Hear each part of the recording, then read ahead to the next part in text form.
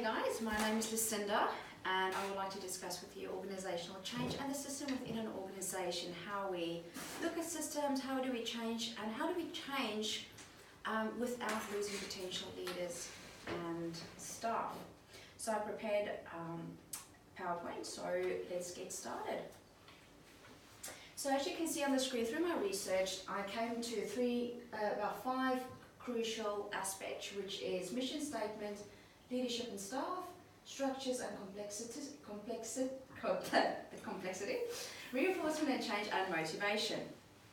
All of these aspects is absolutely crucial in a business. It has to have froggy systems and both bicycle parts. So let's jump right into it and look at the mission statement. What is a mission statement? A mission statement is something that leads you where you're supposed to go. It tells you what you do, why you do what you do, and it directs you to the right things, not only now but also in the future. It has to be personal. If your mission statement is not personal, it would not have the same value for your company. You do not know what you're going ahead to. Your core mission provides guidance, and it also guides the staff in your company. Like Peter F. Drucker said, leadership has no choice but to anticipate the future, attempt to mold it. Bearing in mind, whoever is content to rise with the tide will also fall with it.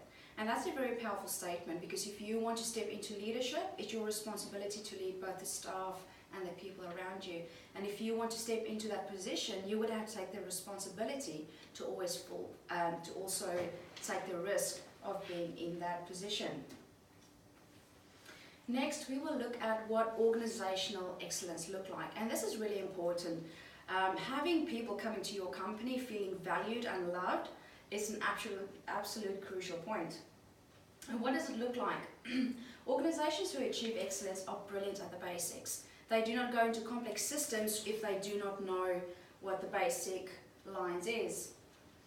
And they always focus on people. It's never about the money. If you invest in people and their relationships, your business will grow because it goes through word of mouth.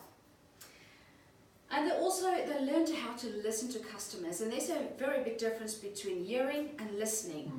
Getting information from your customers through analytical processes is a vital thing. And never underestimate the input of your customers, and never assume, because inevitably you will fail.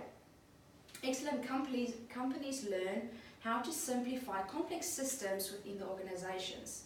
And they kept things simple despite overwhelming and complicated structures. They never miss the vital importance of communication, and this is so important in any organization, whether it's profit or non-profit organizations. If you do not have the proper communication, there's misunderstanding, and people do not know the tasks that they need to do and where they stand with you. So that's absolutely crucial. And excellent companies have a deeply ingrained philosophy, a philosophy to live by. Excellent companies live their commitment to people, like I said before.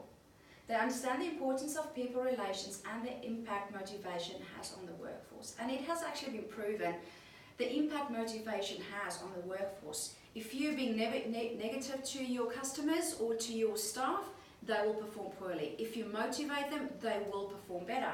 So that is absolutely so crucial. Being in a managerial position does not mean you have to be cold and rigid.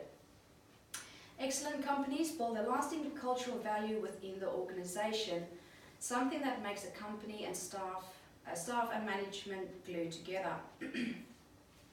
So what does leadership look like? So self-assessment is the first action required of leadership. The constant resharpening, the constant refocusing, and being able to really satisfy it. And that's the statement of Peter Drucker. Like I said earlier on, never make assumptions what you think the customer needs, because ultimately what they need, you can fulfill the need, and that's how your business will grow. And you must always treat your staff as the most important asset, like I have said before.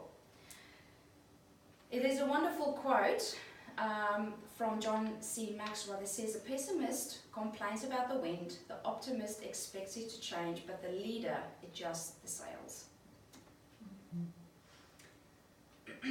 We also have to make sure that in leadership, we have to make sure that our staff know the mission statement and they actually live by it. They shouldn't just come to work just because it's a job. They have to wholeheartedly hold that mission statement in their heart and run with it.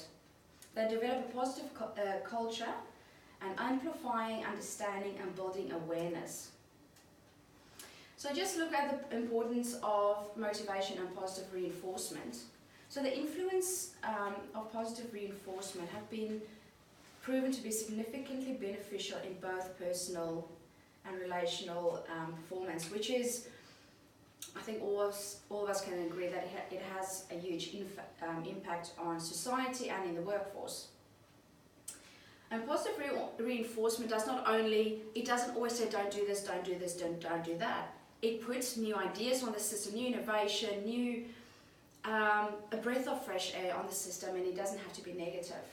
It also promotes self-worth, it encourages good behavior, good workplace morals, and it increases motivation and productivity. So how do we change systems without damaging the system or losing potential good leaders and staff? Well, first of all, organizations will always change. It's inevitable. There's no recipe for success. It has to happen in order for a company to grow. An altering organization is most definitely one of the most complicated, riskiest challenges you will face, but it is necessary for growth. If you can change the behavior of the organization, you will change the politics and culture within a company. And you have to realize when you're in a managerial position that you have to accept mistakes. Without mistakes, you cannot, like I said, you cannot grow, you cannot get new ideas and go forward. Like Alistair Mann said, never do anything to a froggy system that will cause an infestation of lawyers. If it's going to cause problems for you and your company, don't touch it. Don't rush into things. Also, studies has been found that when you take thick manuals, reduce it to one-page memos, the staff understand it much better. They know exactly what they want to do, and it's retained much better. So condense the material, and also focus immediately on the tangible results instead of complex systems.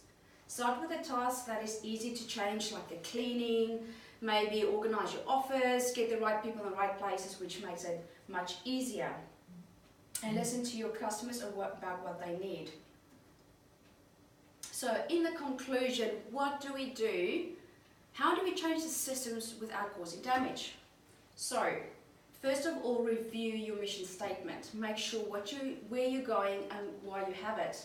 It has to be clear and it must inspire. Do self-assessment to evaluate the need. Focus immediately on the tangible results instead of the complex systems. You cannot start with the complex systems if you don't have the basics. It will not work. Make principled decisions. Replace thick policy manuals for one-page memos. Like I said before, it is proven that people can only retain a small amount of information at a time. Having all these policies, they wouldn't understand it, it's too much, and most likely they wouldn't even understand that. Start with a task that is easy to manage and work your way up to the more complex. Involve and motivate staff to be part of the organizational change. If you involve the staff, there will be much more openness, there will be positivity, and you will not get all the backlash because they feel they're important, they're part of the family and the company. They will be most likely to open up more. And also implement chunking, which is small groups, which they do in Japan. What happens, you have your company, you divide them into small groups, and these smaller groups brainstorm about solutions that can happen in an organization. It also promotes innovation and problem solving. Take time to inspire people at the very bottom of the organization. This is absolutely crucial. If you train people at the bottom line and they want to work up, this is crucial. Inspire people. This is such a big task for leaders because we tend to get so involved in the tasks that we forget about the people and people relations.